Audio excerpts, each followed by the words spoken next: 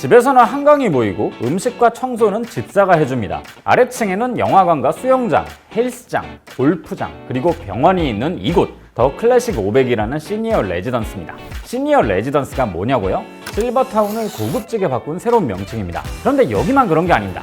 지금 우리나라에서는 전에 없던 엄청나게 고급진 시니어 레지던스들을 호텔, 건설, 그리고 보험업계에서도 만들고 있는데요. 왜 수많은 노년층 비즈니스 중 시니어 레지던스가 가장 각광받을까요?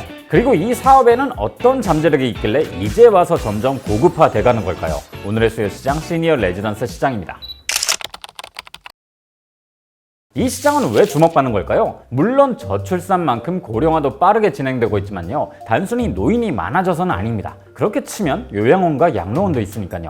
현재 노년층은 단군 이래 가장 부유한 은퇴 세대인 베이비붐 세대들입니다. 과거의 노년층은 자산이나 소득이 적은 경우가 많았지만 베이비붐 세대는 고성장기를 거치면서 자산을 축적한 사람들이 많습니다. 그래서 주거 방식도 과거와는 달라야 했죠. 물론 이런 생각이 들 수 있어요. 이 세대는 가장 부유한 은퇴 세대고 대부분 자기 집이 있는데 이런 사람들이 뭐하러 시니어 레지던스로 가겠냐는 거죠. 게다가 노인 커뮤니티에서 사는 게 현대판 고르장 같다면서 부정적으로 보는 사람들도 있고요. 그런데 이제는 시대가 변했습니다. 과거에는 노년층인 자녀들과 가까이 살면서 자주 교류하고 서로에게 의지해왔는데 지금은 자녀들이 독립을 원하는 상황이죠. 결혼해서 아이가 있다면 육아 때문에라도 교류가 생기지만 출산율마저 하락 중이라서 접점은 계속 줄고 있어요. 이런 현상은 반대쪽도 마찬가지입니다. 65에서 79세 사이의 노인들 중에서 본인의 삶을 위해서 자녀와 따로 살겠다고 답한 비중이 11년 대비 굉장히 급증했거든요. 또 이혼 혹은 사별 등으로 인해 독거노인도 많아졌는데 노년층들이 겪는 가장 직접적인 문제가 바로 외로움으로 인한 고독이죠.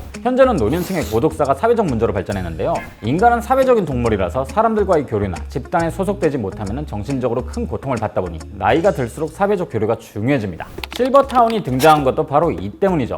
비슷한 연령대와 공감대를 가진 노년층끼리 모여 살면서 주거와 식사, 건강 의료 서비스까지 모두 제공하는 건데요. 고독하게 지내지 말고 다 같이 모여 살면서 은퇴 이후의 노후 생활을 행복하고 즐겁게 보내자는 겁니다. 미국에선 이런 서비스를 리타이먼트 커뮤니티라고 하죠. 1960년에 애리조나에서 분양된 선시티가 최초의 모델인데요. 지금은 이렇게 1000가구 이상 모여 사는 RC만 해도 3000여 곳에 달할 정도죠.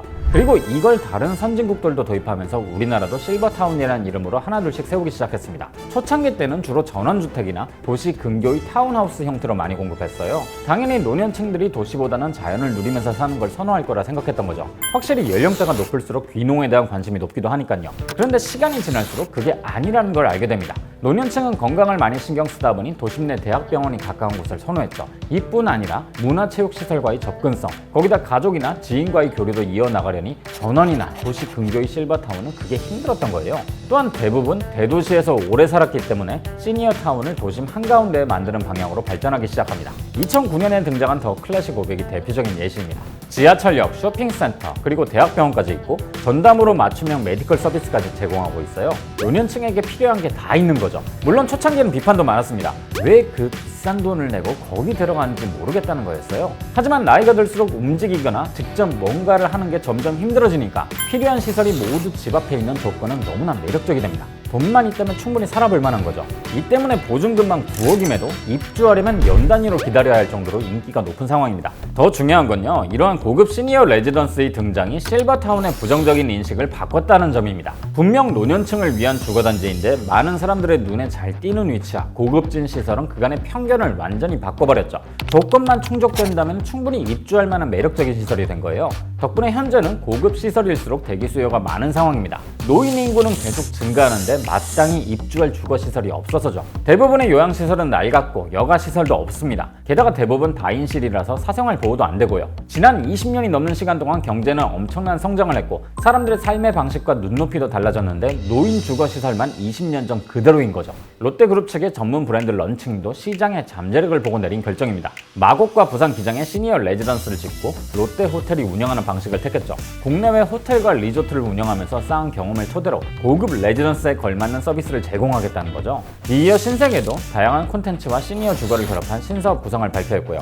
이뿐만 아니라 다른 호텔과 건설업계 그리고 보험업계까지 이 시장에 뛰어들면서 이 트렌드를 가속화시키고 있죠. 이러한 시니어 레지던스 시장의 발달은 최근의 부동산 시장 때문이기도 합니다. 재개발과 재건축 사업이 인플레이션과 금리 그리고 조합 등과의 분쟁으로 인해 리스크가 커졌기 때문이죠. 실제로 PF 대출이 어려워지면서 주택을 짓고 분양하는 사업은 쉽지 않은 상황이 되었습니다. 이러한 상황에서 시니어 레지던스가 침체된 상황을 타개해줄 새로운 시장이라 보고 있는 거죠. 이 시장이 분양형 사업이 아니라 지속적인 현금 흐름이 확보되는 임대형 사업이란 점도 크고요. 물론 앞으로 은퇴하는 베이비붐 세대의 대다수는 자신의 집에서 계속 살아갈 겁니다. 하지만 은퇴자와 노년층에게 필요한 것을 모두 제공하는 주거와 서비스의 등장은 앞으로 시니어 레지던스에서 살 사람들도 늘어날 것이란 뜻도 되죠. 그동안은 현재 노년층의 눈에 맞는 주거 공간과 서비스가 없었을 뿐이었으니까요. 다른 무엇보다도 노년 인구가 밀집되면 그만큼 노년층을 위한 서비스의 효율이 높아진다는 장점이 있습니다. 의료 서비스뿐만 아니라 문화나 레포츠의 경우도 마찬가지죠. 처음부터 노년층 전용 주거지를 만드는 것과 일반적인 주거지의 시설만 만드는 것에는 효율성에서 큰 차이가 있을 수밖에 없습니다. 지금은 아무래도 시장이 초창기라서 고급 주거지를 중심으로 건설이 이루어지고 있는데요. 향후 시장이 커지면 중산층을 위한 시니어 레지던스도 공급이 될 것으로 전망됩니다. 원래 전에 없던 시장은 구매력이 높은 소수의 소비자들을 위한 상품에서 시작해서 시장이 확대됨에 따라서 대중적인 상품으로 확산되는 거니까요. 지금 우리는 고령화에 따른 새로운 주거 트렌드의 확산을 보고 있습니다.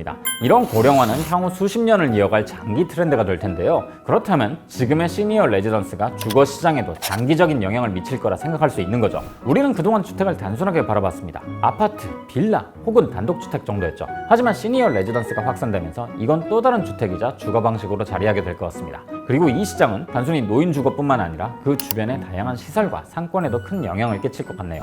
그 점에서 시니어 레지던스가 일으킬 변화를 주의 깊게 관찰할 필요가 있습니다. 우리는 노인의 시대를 코앞에 두고 있으니까요.